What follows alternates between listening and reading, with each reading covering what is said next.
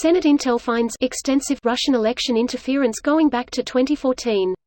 Here's a summary of the article. The Senate Intelligence Committee has released its long-awaited bipartisan report on election security and Russian interference in the 2016 presidential election.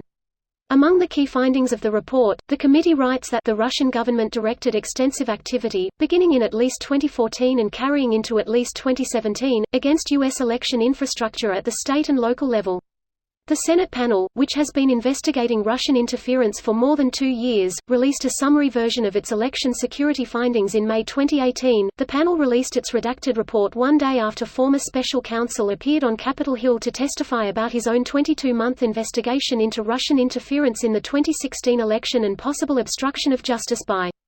In 2016, the U.S. was unprepared at all levels of government for a concerted attack from a determined foreign adversary on our election infrastructure, Burr said in a statement, noting that the Department of Homeland Security and state and local election officials have made strides in the past 3 years to bridge gaps in information sharing and shore up vulnerabilities. It is my hope that the Senate Intelligence Committee's bipartisan report will provide the American people with valuable insight into the election security threats still facing our nation and the ways we can address them. Warner echoed Burr, saying neither the federal government nor the states were adequately prepared when Russia attempted to infiltrate U.S. voting statements in 2016, but said they have taken steps since then to ensure election systems are better secured.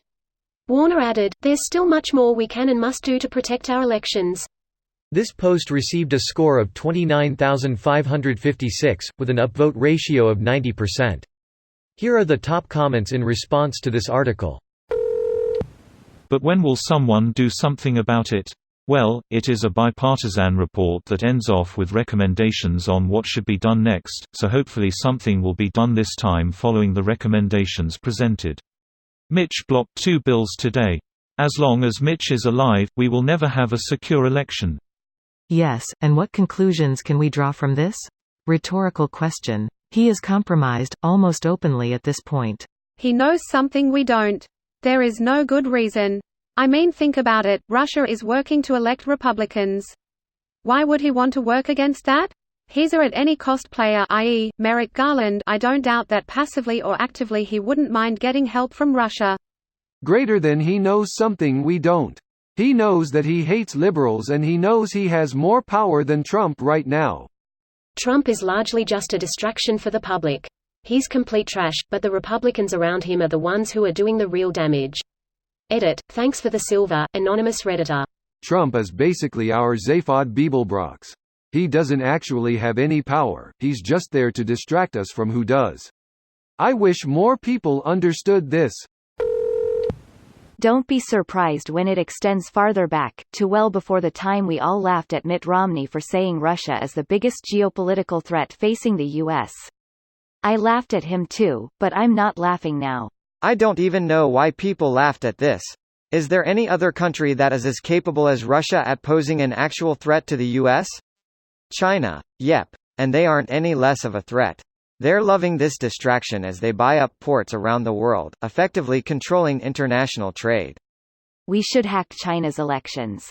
I heard they have a great firewall. It was designed in Palo Alto, we can figure out how to bypass it.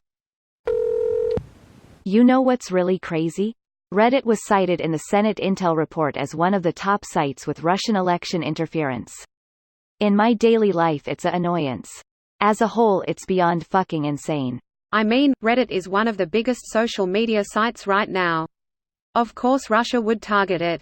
Can't tell you how many times I came across an account that was like 3 years old, but its oldest comments were only 1 month old, and it was mostly hanging around political subreddits making pro-Trump comments. Lots of obvious shills. Reddit is also one of the easiest to target, manipulate. You can buy top spots on the front page and manipulate upvotes to make your stock comments rise in threads, at least early on. There was a post a couple years ago that showed you could buy a front page spot for $200 and that a lot of people do it, everyone from political entities to companies like GoPro. It's a very cost-efficient way to get your messaging out. This video was automatically created by Reddit to speech. The article and comments in this video were selected from Reddit according to their upvotes, and any paraphrasing was performed by smmry.com, without any human intervention.